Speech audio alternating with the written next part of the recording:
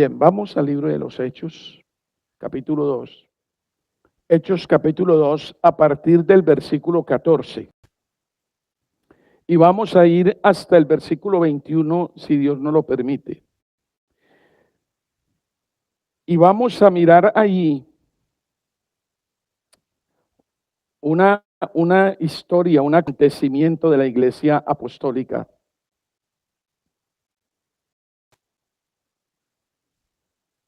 Vamos a mirar un hombre completamente restaurado,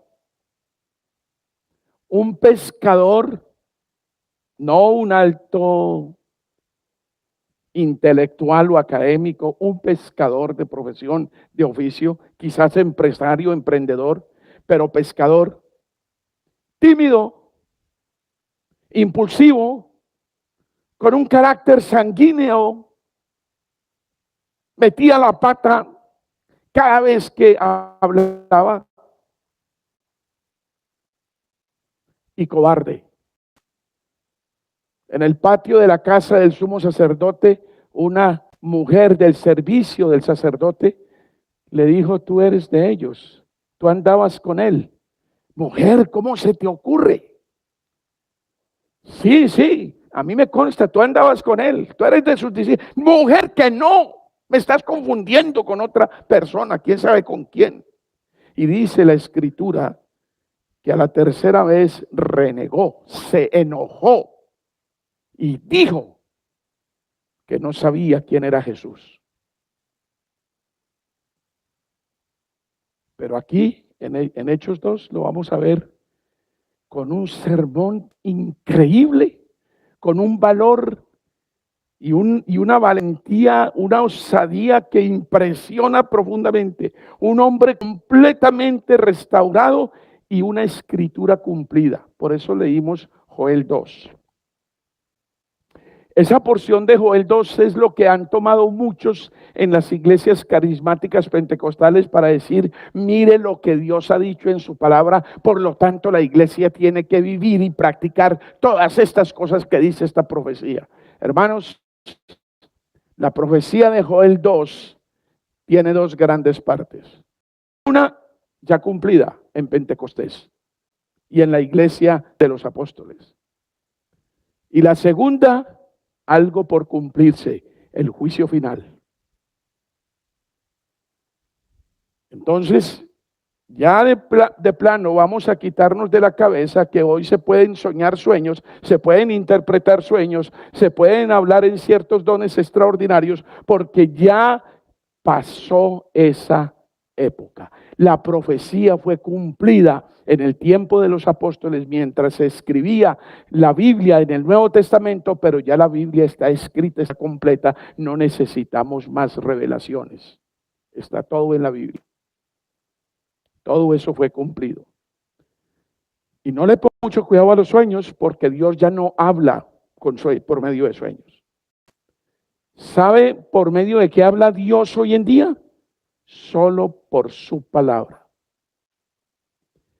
¿Quiénes son los profetas neotestamentarios? Somos todos aquellos que predicamos palabra de Dios en el nombre de Dios. No más, no tenemos mensajes nuevos. No sabemos qué va a pasar mañana.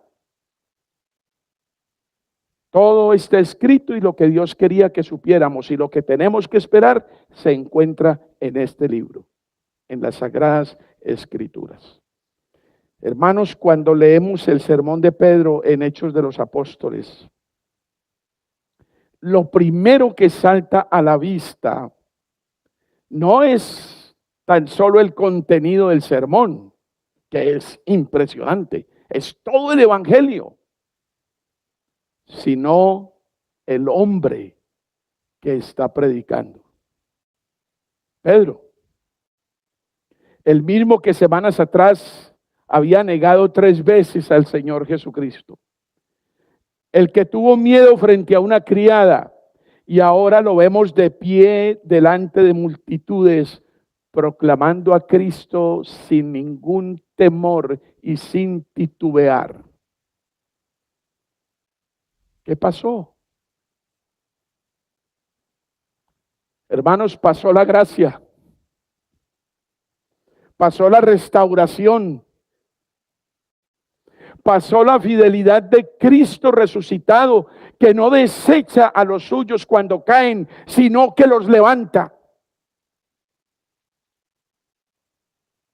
Nosotros tenemos la tendencia natural de matar nuestros heridos. Del árbol caído, dijo Cristo, del árbol verde todo el mundo hace leña, todo el mundo le pone el hacha. Del árbol caído todo el mundo se aprovecha y lo remata. Pero Cristo en su fidelidad y en su gracia levanta a los que están caídos y los restaura.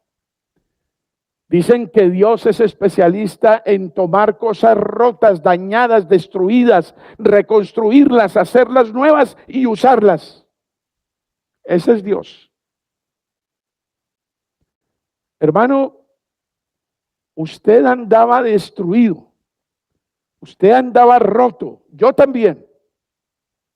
A los 24 años yo no sabía quién era, ni qué iba a pasar con mi vida, ni para dónde iba, ni cómo enfrentarla. Completamente confundido. ¿Cuál es su historia? No sé.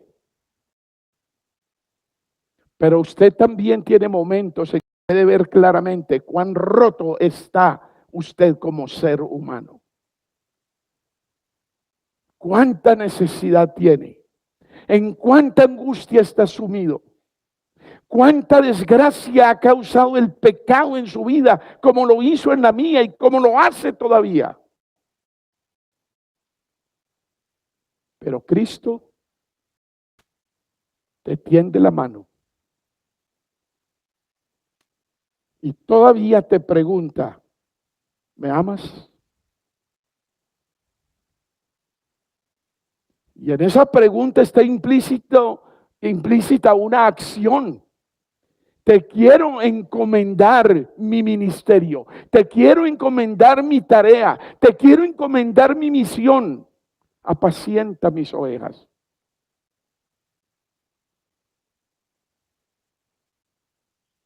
¿Usted está restaurado? ¿Tiene conciencia de que Cristo lo ha hecho nuevo? De modo que si alguno está en Cristo, nueva criatura es. Yo no sé por qué ese versículo no nos dice nada. Nueva criatura es. Las cosas viejas, ¿qué cosa? Pasaron. He aquí todas son hechas como nuevas.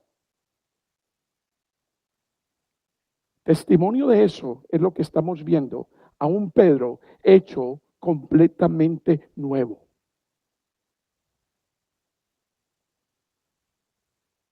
¿Qué dice su vida? ¿Cuál es el testimonio que usted se da a usted mismo y a los demás?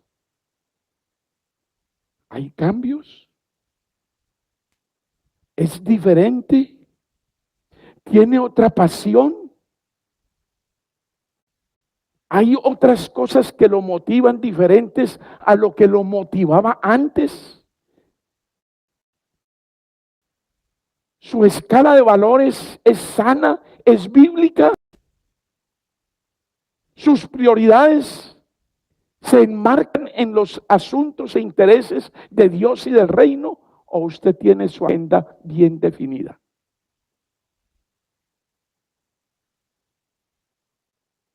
El mismo Espíritu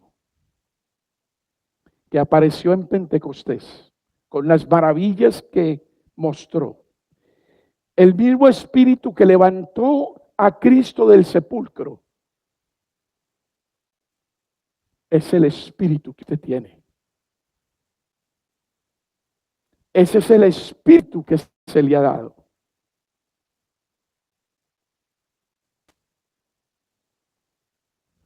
¿Qué podemos ver en esto que estamos contemplando en el capítulo 2 de los Hechos? La perseverancia de los creyentes no descansa en la fuerza del creyente. sino en la fidelidad de Dios. La perseverancia, el permanecer en el cambio y progresando en el cambio y caminando en el cambio y ganando cada día más terreno y mostrando en la vida una lucha permanente contra esta miseria de pecado que aún todavía tenemos en nuestra carne.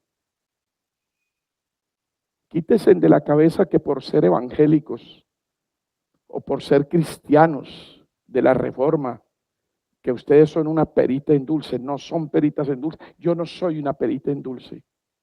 No somos angelitos. Seguimos teniendo problemas, seguimos teniendo defectos, seguimos teniendo limitaciones, seguimos teniendo pecados en nuestra vida, manchas, peso que nos impide correr. Pero la perseverancia no está en usted, sino en Dios. En realidad el que persevera es el Señor. Él es el que mantiene con la mano tendida. Estás caído, estás en el suelo, te sientes mal, te sientes sucio, tienes que ponerte tus delantales de hojas. No, ven aquí, yo te he visto. Y te he visto con ropas de salvación. Te atavío como a una novia. Te lleno de joyas y te presento adornado para que estés conmigo por la eternidad.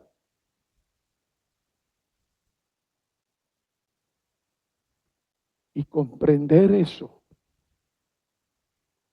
debe llenar tu corazón de gratitud. Ahí en Joel habla del día terrible del Señor. Tema que está ausente de los sermones. Porque no queremos inquietar a los hermanos, ni ponerlos de frente a lo terrorífico del juicio final. Que vendrá, vendrá. Y que un día todos compareceremos ante el Rey de Reyes y el Señor de Señores y el juez que no admite sobornos. La perseverancia de los santos, mis queridos hermanos, no descansa en la fuerza del creyente, sino en la fidelidad del Señor. Como dijo Juan Calvino, nuestra firmeza no está en nosotros, sino en que Cristo nos sostiene con su mano poderosa. Pero mire algo muy importante, hermano y hermana. Aunque Pedro está lleno del Espíritu Santo y ha ocurrido el milagro de las lenguas, más de 20 grupos étnicos entendieron el sermón en su propia lengua mientras Pedro hablaba en su lengua nativa. Él no dejó la Biblia, él no la apartó. Qué desgracia que en muchos grupos cristianos hoy en día la Biblia la ponen a un lado y le dan mucha importancia a las supuestas nuevas revelaciones. Pedro no hizo eso. No se apoyó en la experiencia. Pedro no proclamó el terremoto, ni el trueno, ni nada extraordinario de lo que pasó en Pentecostés. Pedro usó la historia de Cristo como tema de su sermón.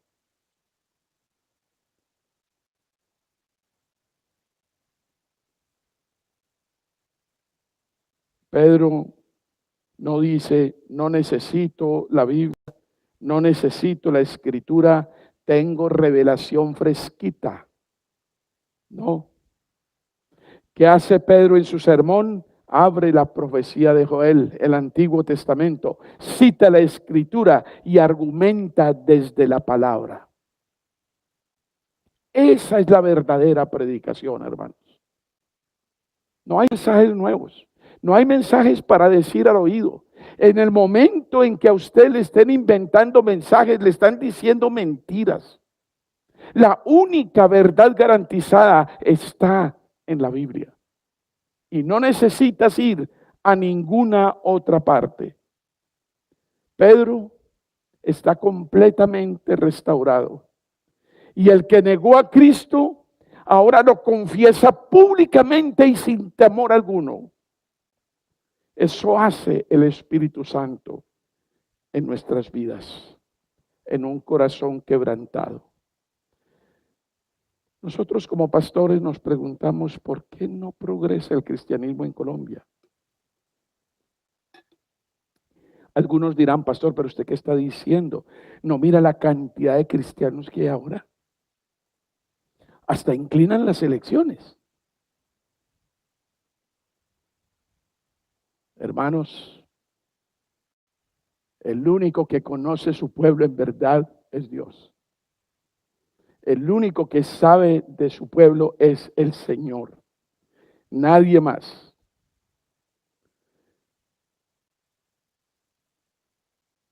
Pedro no deja la Biblia a un lado. Pedro no se apoya en ninguna experiencia. Pedro no dice, no necesito la Biblia, tengo revelación fresquita. No. Pedro abre al profeta Joel y cita la Escritura argumentando desde la palabra. Eso es profundamente bíblico, profundamente reformado, profundamente escritural. El Espíritu Santo no vino a reemplazar la Escritura. El Espíritu Santo vino a proclamarla, a sembrarla en nuestras mentes y corazones. Vino a iluminarnos para entenderla, creerla y obedecerla. En Juan capítulo 5, versículo 39. Ustedes conocen de sobra este versículo. Juan 5, 39. ¿Alguien sabe de qué se trata? Hay una orden ahí, empieza con una orden. Dice, escudriñad las Escrituras. Para que me entiendan qué es escudriñar, escarben las Escrituras. Porque a vosotros os parece que en ellas tenéis la vida eterna. Y cuidado con esta frase con que termina el versículo Juan 5:39. Y ellas, las Escrituras, son las que dan testimonio de mí. ¿Dónde tiene que ir para conocer a Cristo? ¿Dónde tiene que ir para saber de Cristo? A las Escrituras. Jesús está de acuerdo en que el Antiguo Testamento lleva a la vida eterna. Comparemos lo que acabamos de leer con este otro versículo en 2 de Timoteo, capítulo 3, versículo 15.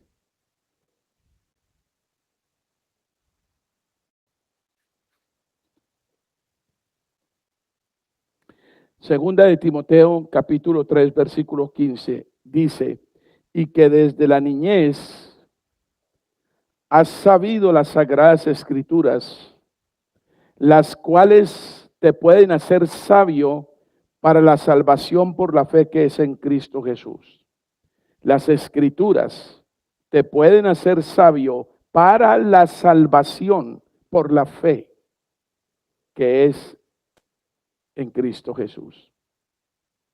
La única manera en que usted comprenda el plan de Dios para usted respecto de la salvación está en las Escrituras. Está en la Biblia, está en la revelación.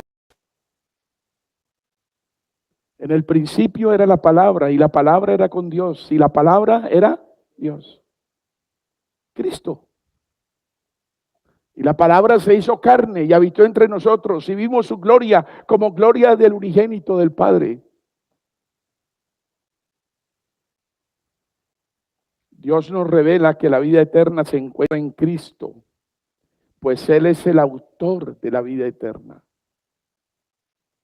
La búsqueda de todos aquellos que rehúsan encontrar a Cristo en las Escrituras es una búsqueda fútil, inútil, vacía, vana, porque carece de la iluminación del Espíritu Santo.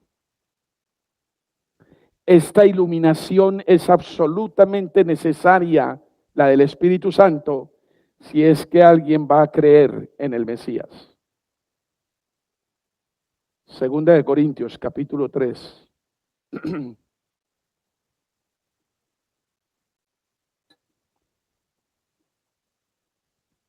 Y el versículo 6.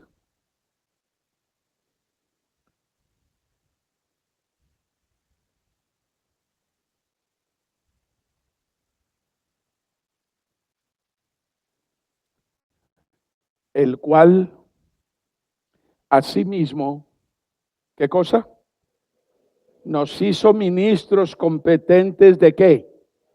De un nuevo pacto, no de la letra, sino ¿de qué? Del Espíritu, porque la letra mata, mas el Espíritu da vida o vivifica. La letra, la ley mosaica, demandan una obediencia perfecta y rigurosa, pero no dan poder para la obediencia perfecta. La ley en sí misma te mata, no te da poder para la vida. La letra mata, el Espíritu da la vida. En Gálatas 3:21, vamos a tratar de entender esto. Gálatas 3:21. Luego, ¿la ley es contraria a las promesas de Dios? En ninguna manera, porque si la ley dada pudiera vivificar, la justicia fuera verdaderamente por la ley. La ley no nos justifica, la ley nos condena. Vamos a Romanos 8:3. Vamos a Romanos 8:3 y vamos a ver si la Escritura misma nos explica este asunto. Romanos 8:3. Y voy a esperar que lo encuentren todos para que leamos juntos este versículo. Romanos 8:3. Romanos 8:3. Vamos a leerlo con entusiasmo, con claridad, bien pausado y que el Espíritu Santo nos hable en el corazón. Romanos 8:3. ¿Estamos listos? Vamos ya. Porque lo que era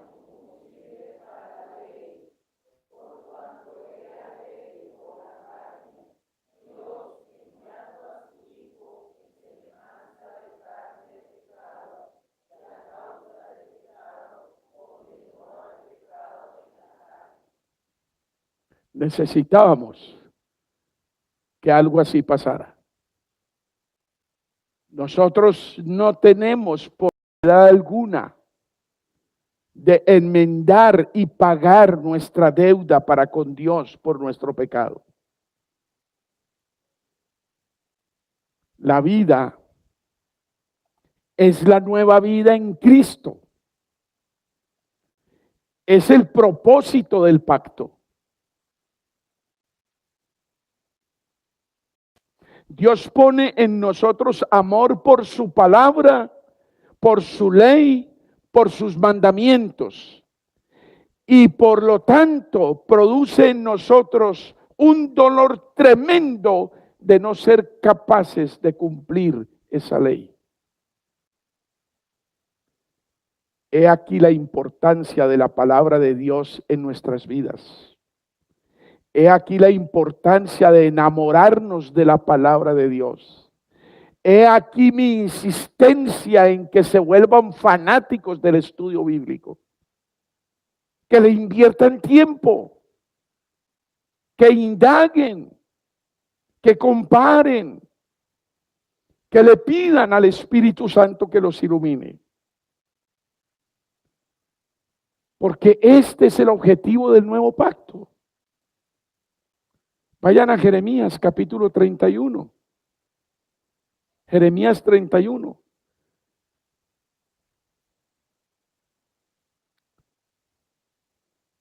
Y miremos a partir del versículo 31. He aquí vienen días, dice Jehová, versículo 31, Jeremías 31, 31. He aquí vienen días, dice Jehová, en los cuales haré nuevo pacto con la casa de Israel y con la casa de Judá. Versículo 32.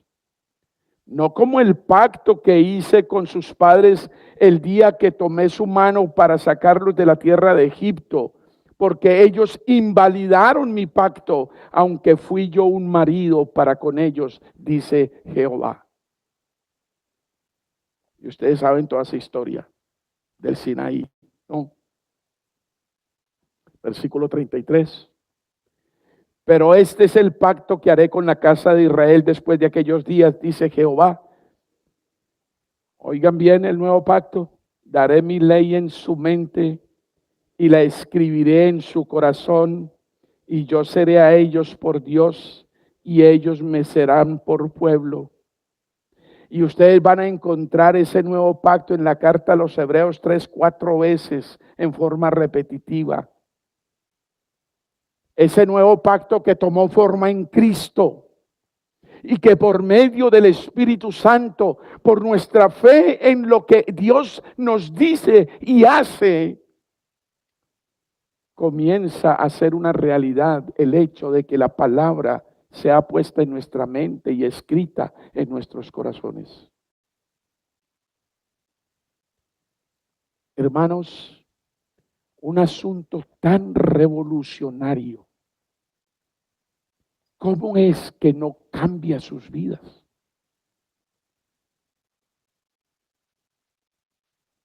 ¿Cómo es que ustedes no comienzan a mirar a otro lado y dejan de tener los ojos puestos en esta tierra, en esta vida, en los acontecimientos humanos y no trascienden a la vida que nos espera y a la verdadera vida que es en Cristo por la eternidad?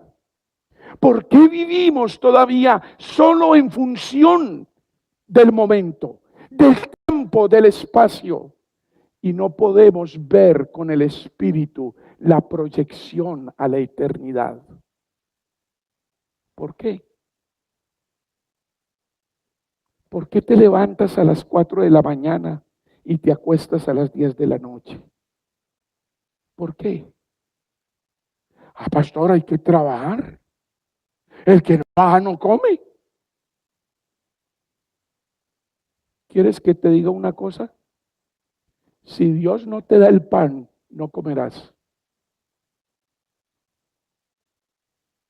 Si Dios no te da las fuerzas para levantarte a las 4 de la mañana, no te levantarás.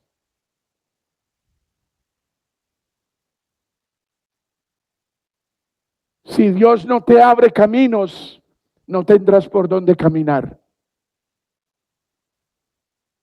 Y pasas la vida aún diciendo que eres cristiano, sin parar un momento, levantar los ojos al cielo y decir: gracias, Padre, tengo fuerzas, tengo ingresos, puedo comer, techo para dormir, abrigo para cubrirme. ¿Por qué? Porque tú te lo ganas.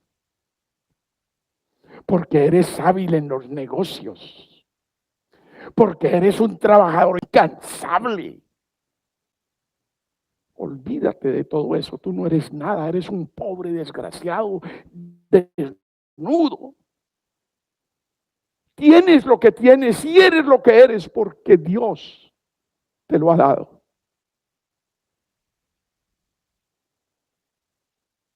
Él hace llover sobre justos e injustos. Y el sol nace cada día para los justos y para los no justos. Versículo 34, aquí en el pacto. Y no enseñará más ninguno a su prójimo, ni ninguno a su hermano, diciendo: conoce a Jehová, porque todos me conocerán, desde el más pequeño de ellos hasta el más grande, dice Jehová, porque perdonaré la maldad de ellos y no me acordaré más de su pecado. Aquí hay un poquito de escatología también. Dios mismo nos da amor por los estándares morales y el poder para obedecerlos. Hermanos, si esto que Dios dice en el nuevo pacto no está en tu corazón, si en tu corazón no hay deseos por saber más de Dios, si en tu corazón no hay deseo por depender de Él, si en tu corazón no hay deseo de reconocerlo y darle gracias en todos y cada uno de los efectos, de las causas, de los momentos, de los motivos, de los logros, de los fracasos de tu vida, algo está pasando contigo. De pronto eres muy religioso, pero de pronto no has entendido el Evangelio.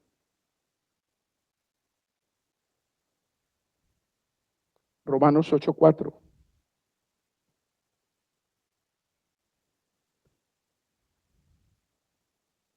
Para que la justicia de la ley se cumpliese en nosotros, que no andamos conforme a la carne, sino conforme al Espíritu.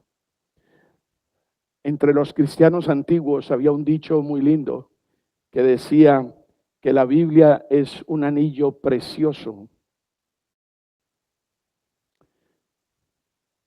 Decía que la base de la piedra del anillo era el capítulo 9 de Romanos, o la carta a los romanos.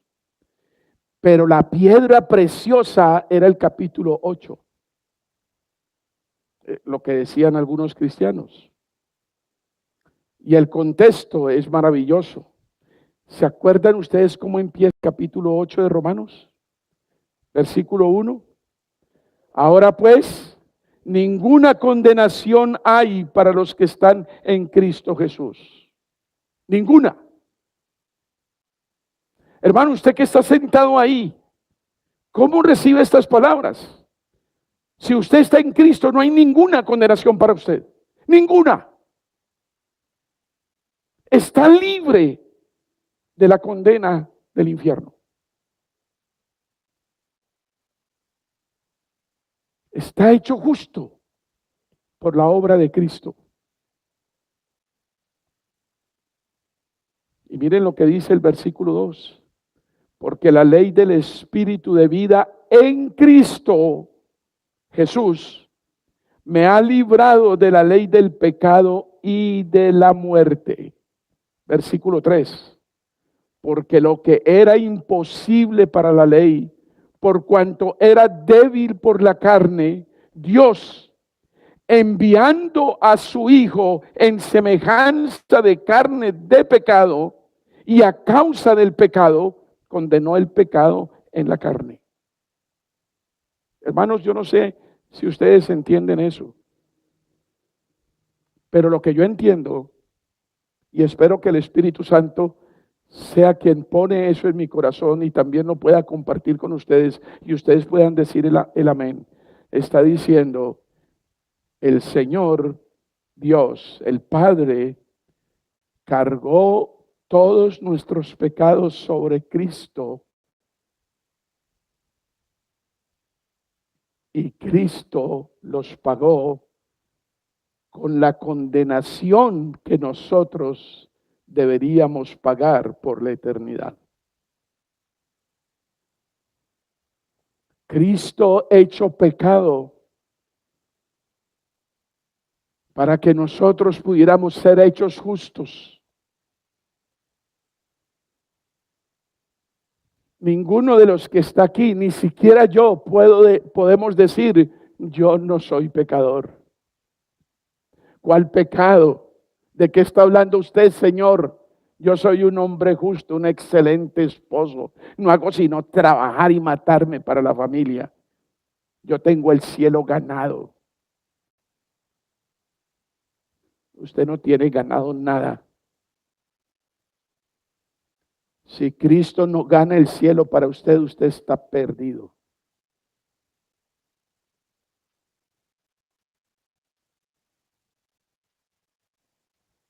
Esto es evangelio. Todo lo que estamos viendo es evangelio y ustedes pueden mirar el capítulo 8 en su totalidad. Es precioso. versículo 22 dice, porque sabemos que toda la creación gime a una y aún está en dolores de parto hasta ahora. Versículo 23, no solo ella, sino que también nosotros mismos que tenemos las primicias del Espíritu, nosotros que somos creyentes, ¿qué pasa? ¿Qué? También gemimos dentro de nosotros mismos, esperando la adopción, la redención de nuestro cuerpo. Miren lo que dice el versículo 28, que a ustedes les encanta.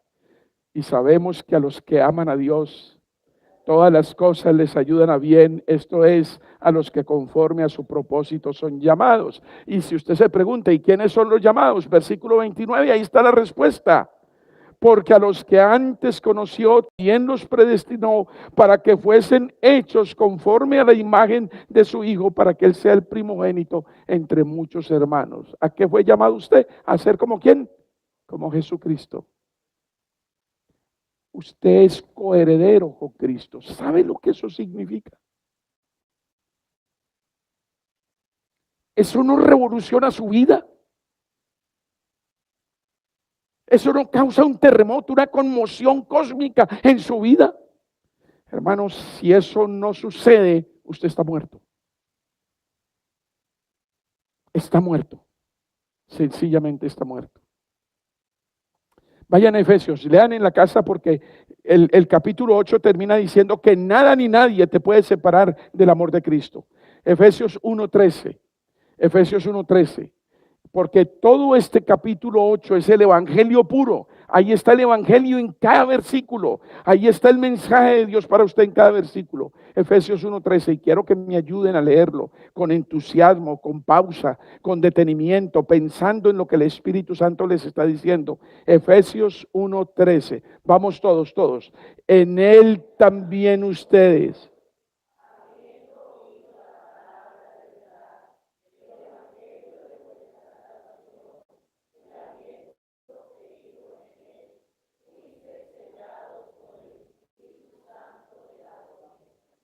Y en el versículo siguiente dice, porque eso es la garantía, son las arras, ustedes entienden bien ese lenguaje. Esto es la garantía de que ustedes van a recibir esto, el Espíritu Santo. Pero necesitan creer el Evangelio. Necesitan arrepentirse y creer el Evangelio. ¿Arrepentirse de qué? De no haber creído, de ser incrédulos, de andar todavía con temores en la vida. De ahí la necesidad que como cristianos tengamos que arrepentirnos todos los días. Pero esto es lo que el Señor nos está diciendo. Como enseña la Confesión de Fe de Westminster, capítulo 1, verso 6, artículo 6. Todo el consejo de Dios está expresamente declarado en la Escritura o puede deducirse de ella por buena y necesaria consecuencia. El derramamiento del Espíritu Santo no fue un espectáculo emocional, fue el cumplimiento de las promesas de Dios. La promesa hecha en Joel 2. No sé si alcanzamos a verlo hoy. Espero que no se haya dormido mi reloj. Parece que no. Bien. Entonces, el derramamiento del Espíritu no fue un espectáculo emocional, fue el cumplimiento de las promesas, la promesa hecha en Joel 2. Y fue la evidencia de que Cristo resucitó y ascendió. Y fue la señal de que el reino ya había irrumpido en la historia humana.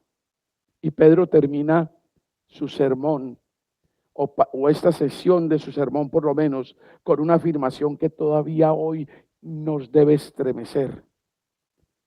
Y todo aquel que invoque el nombre del Señor será salvo. Entonces tenemos que aprender qué es invocar el nombre del Señor. Pero déjenme decirle algo que no es. No todo el que admire a Jesús lo está invocando. Tengan en cuenta eso. No todo el que tenga simpatía por el cristianismo invoca al Señor. No todo el que crea a su manera invoca al Señor. El que invoque, óigame bien, el que clame, el que se humille pidiendo ayuda, reconociendo su necesidad, ese es el que invoca al Señor.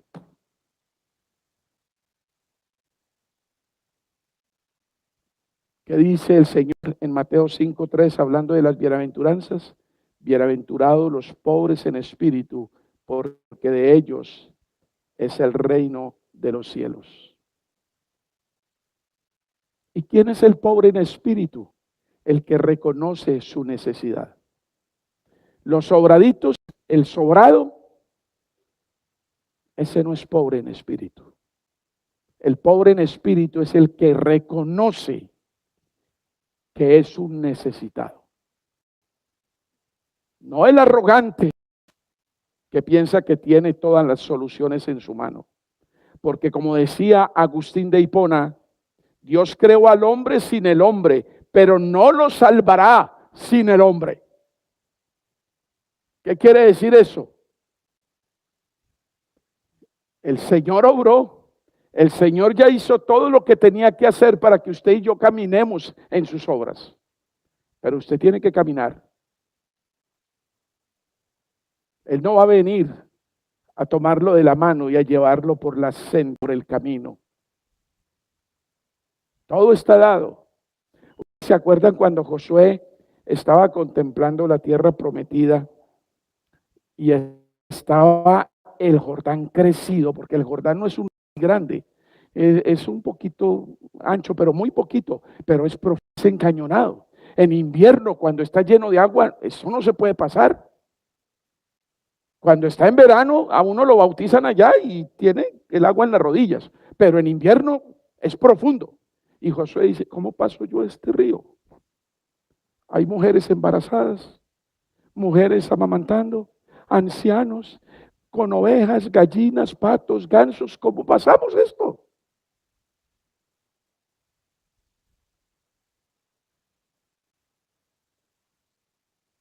Y tiene su encuentro con el príncipe de los ejércitos de Jehová, que no es otro que Cristo. Y sabe la orden que le da a Cristo a Josué, le dice, dile a los sacerdotes que tomen el arca, que la pongan sobre sus hombros, que se quiten las sandalias de sus pies y que comiencen a caminar. Y cuando la planta de su pie toque el agua del Jordán, se abrirá. Hermano, ha hecho todo. Tiene todo hecho, pero te toca caminar. Te toca andar. La decisión es tuya. Ahora, cuidado, no me van a entender mal. El que te lleva a esa decisión también es Dios. Es su gracia. Y lo que tienes que preguntarte en este momento, y me perdonan, pero yo me traicionaría y traicionaría a Cristo y los traicionaría a ustedes si les dijera otra cosa. La pregunta que se tienen que hacer en este punto del sermón es, ¿Dios ha obrado en mí? ¿Dios me ha dado el querer como el hacer? ¿Dios ha puesto en mí el deseo de caminar? ¿Dios me ha movido para creerle, obedecerle, honrarlo y servirlo? ¿Soy radical en mi decisión por Dios o soy mediocre? Recuerden que al tibio el Señor lo vomitará de su boca. O eres o no eres, pero no puedes estar en la mitad. Porque como decía Agustín de Hipona otra vez, Dios creó al hombre sin el hombre, pero no lo salvará sin el hombre. Es decir, la gracia de Dios es soberana y suficiente y poderosa, pero el llamado es real. ¿Y cuál es el llamado? Arrepiéntete y cree e invoca.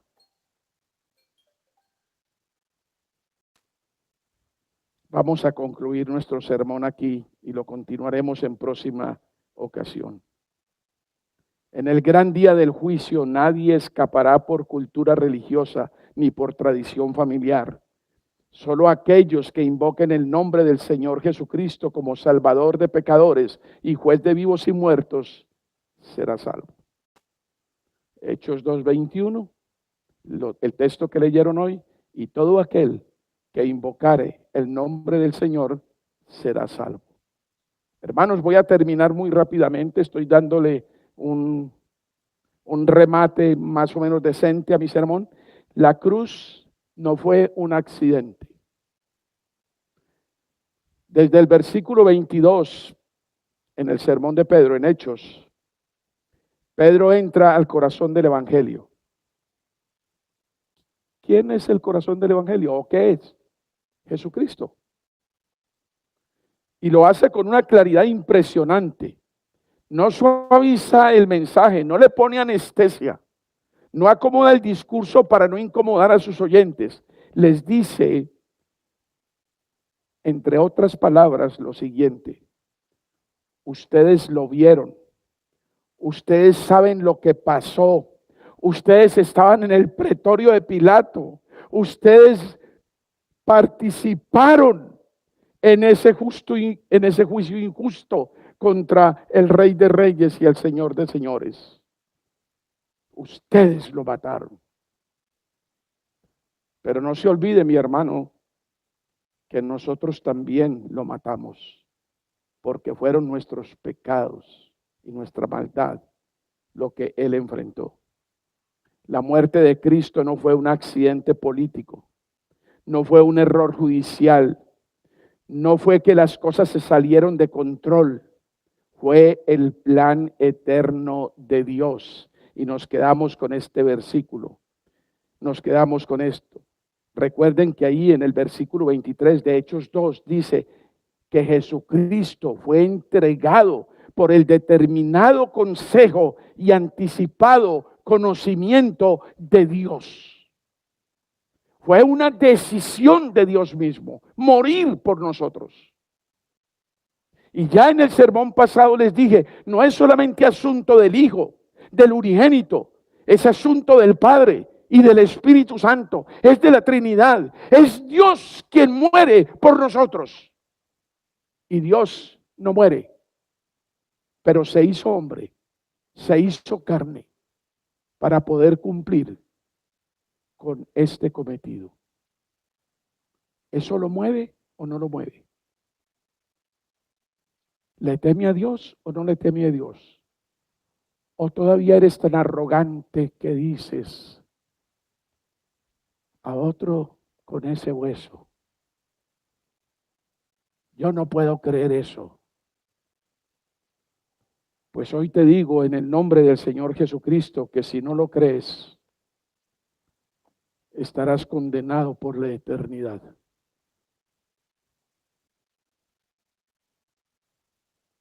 Porque la luz vino al mundo y los hombres amaron más la luz que las tinieblas, porque sus obras eran como malas.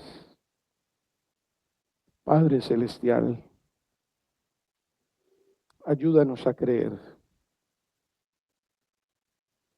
Ayúdanos a mejorar nuestro conocimiento. Sobre todo, Señor, ayúdanos a unirnos en el conocimiento que tu palabra nos da, en el conocimiento de lo que tú mismo nos has revelado. Ayúdanos a conocerte a ti, oh Padre, y a tu Hijo a quien has enviado. Santo Espíritu, ayúdanos y asístenos. Y por favor, abre nuestras mentes y nuestros corazones, porque nuestros matrimonios, nuestras familias, nuestra iglesia, nuestro país nos necesita con una fe robusta y con convicciones y certezas que definen la fe bíblica. Padre, ayúdanos. Te encomiendo las familias aquí presentes y te ruego que devuelvas en gracia el hecho de que hoy estuvieron aquí, Señor, para adorar juntos, para reconocerte como el único Dios verdadero y para implorar de ti gracia sobre gracia. Respóndenos, Señor, cámbianos, transfórmanos y muéstranos tu poder y tu gracia. En el nombre de Cristo Jesús. Amén.